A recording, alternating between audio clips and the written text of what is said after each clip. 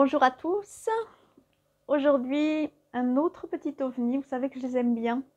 On ne peut pas vraiment les classer, on ne peut pas vraiment les ranger. Et du coup, j'adore ça. Je les laisse traîner, tout le monde peut les feuilleter. Il y en a partout autour de moi. Je vous le prête aujourd'hui. Celui-ci s'appelle « Si le monde était un village de 100 personnes ». Part en fait d'un fait. Un certain mail a fait le tour du monde, lancé sur l'océan d'Internet comme une lettre dans une bouteille à la mer.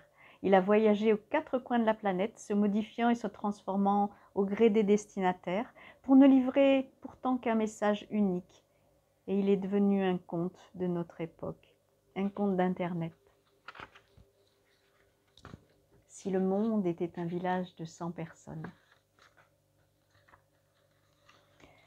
Dans son collège, ma fille a un professeur merveilleux qui chaque jour envoie un email sous forme de lettre ouverte à ses élèves. Parmi ces mails, il y en a un qui m'a tellement émue qu'il faut que je vous l'envoie à tous. S'il est un petit peu long, je m'en excuse. Ce matin, quand vous avez ouvert les yeux, avez-vous salué ce jour avec joie? Ce soir, quand vous vous endormiez, vous sentirez-vous pleinement satisfait? L'endroit où vous vivez, trouvez-vous qu'il est précieux? Si vous n'avez pas pu répondre tout de suite, oui, bien sûr, c'est à vous que j'adresse ce message. Quand vous le lirez, les choses autour de vous vous sembleront peut-être différentes. Le monde compte aujourd'hui 6,3 milliards d'habitants. Mais si on réduisait le monde à un village, à quoi ressemblerait-il si 100 personnes vivaient dans ce village? Sur 100 personnes, 52 seraient des femmes et 48 seraient des hommes.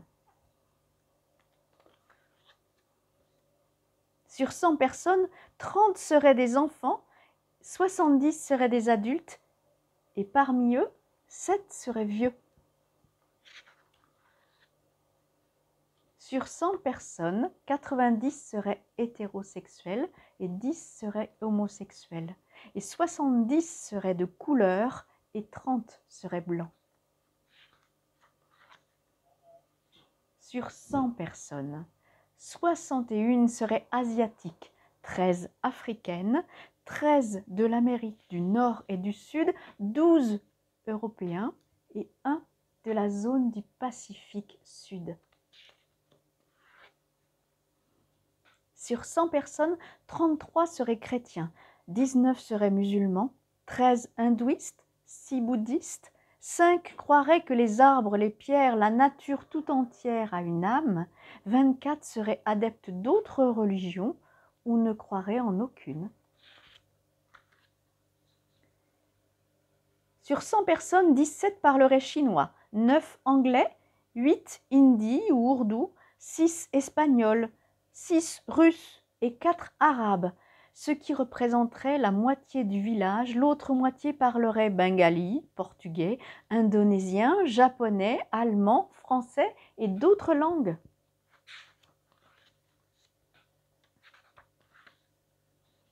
Dans ce village, à la population si variée, ce serait très important d'apprendre à comprendre les gens différents de nous et à les accepter comme ils sont. Mais réfléchissez aussi à ceci. Parmi les 100 habitants de ce village,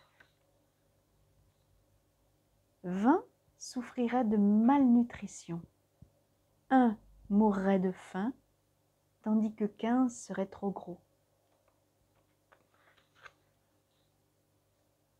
Les richesses de ce village.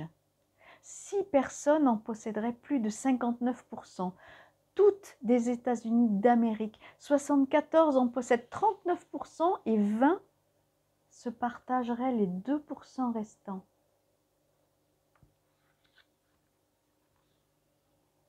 Des sources énergiques du village, 20 personnes en consomment 80% et 80 se partagent les 20% restants.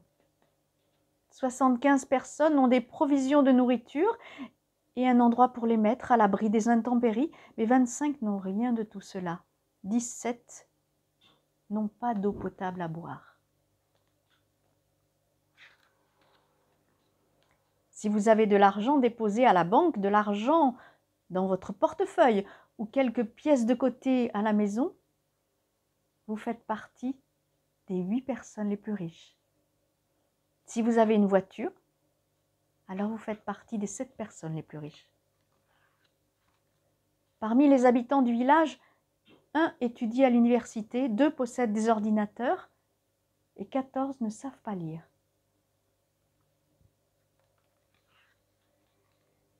Si vous pouvez agir et parler selon votre foi et votre conscience, sans craindre d'être harcelé, emprisonné, torturé ou mis à mort, alors vous avez plus de chance que les 48 qui ne le peuvent pas.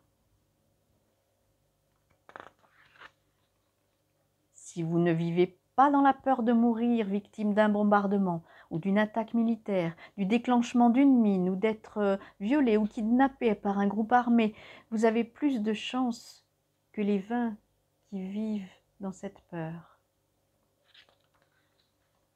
En un an, une personne du village mourra, mais dans la même année, 2 bébés naîtront, si bien qu'à la fin de l'année, le village comptera 101 habitants.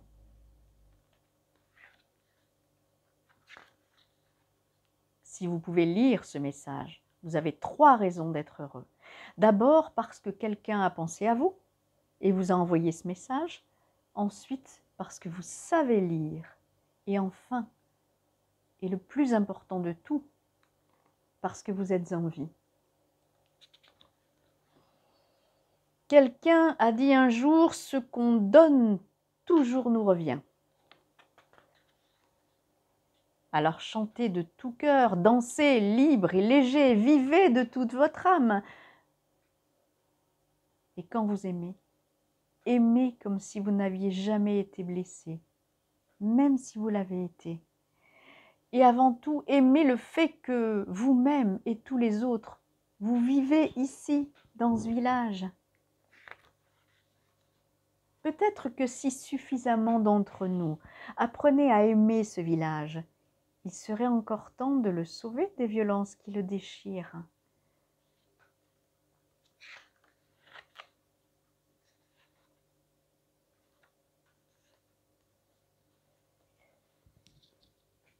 J'arrête là ma lecture. Le livre est terminé pour ce qui est écrit. À vous de l'interpréter, d'imaginer la suite et surtout de passer une belle journée dans notre beau village, la Terre. À bientôt.